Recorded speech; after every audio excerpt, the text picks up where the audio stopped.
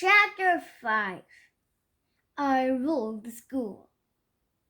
We marched around the playground for about 1,100 hours. Finally, the dumb parade was over and we could go home. Or at least I thought we could go home. First, we all had to go back inside the school and sit in the all-purpose room. There was a fancy chair up on the stage. It was like one of those chairs you see in a palace. When all the classes were seated, music started playing and some tall guy came into the all-purpose room dressed up like a king. He was wearing a gold cape and he was holding a big sword. It was Mr. Klutz, our principal. Even though he was wearing a crown on his head, I knew it was him because he is completely bald. I mean, completely. Off with their heads, Mr. Klutz shouted as he marched down the center aisle. Let them eat cake. Miss Daisy told us that in the old days, kings were constantly chopping off people's heads and making them eat cake. That must have been a cool time to live. I like to eat cake, but I don't think I would like the chopping off your head part very much. I rule the school, Mr. Klutz announced as he sat in the fancy chair. Quiet down, or you will be thrown in the dungeon in the basement. That was a complete lie. Everybody knows the dungeon is on the third floor. Cool costume, Mr. Klutz, some kid yelled. Silence, Mr. Klutz hollered. I know not the Klutz person of more you speak. I can lose the protein of friends. Why are you dressed up like a king? Ryan asked. Asking, he replied. I didn't worry about parent-teacher conferences and behavior problems and headlines and bus schedules and test scores. I'm all powerful.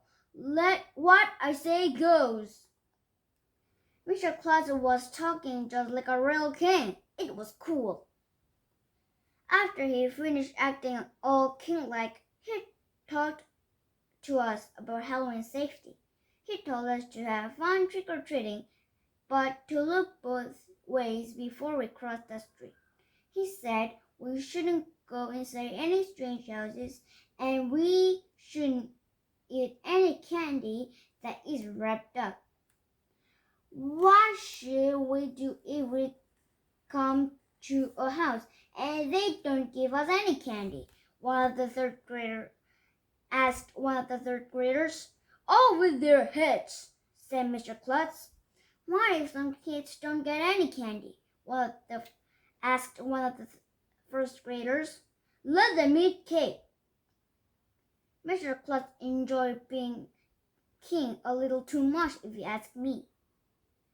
I couldn't wait to get out of school because, I can wait to get out of school every day. But this day was special because we would be going trick-or-treating and getting candy. Finally, the bell rang and we got out of school. Everybody poured out the front door. Free at last, Margot shouted. It's candy time, Ryan yelled. Miss Patty was standing on the front steps of the school in a witch costume. Her words still didn't fall off. She told us again that we should make sure to trick-or-treat at her house because she has more candy than anyone in town. And remember, she said, don't let the Halloween monster catch you. The what? I've never heard of the Halloween monster, I said. Oh, sure, said Miss Patty. Every year, the Halloween monster chops up kids, steals their candy, and keeps it for himself.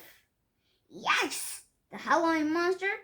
I looked at Michael. Michael looked at Ryan. Ryan looked at me.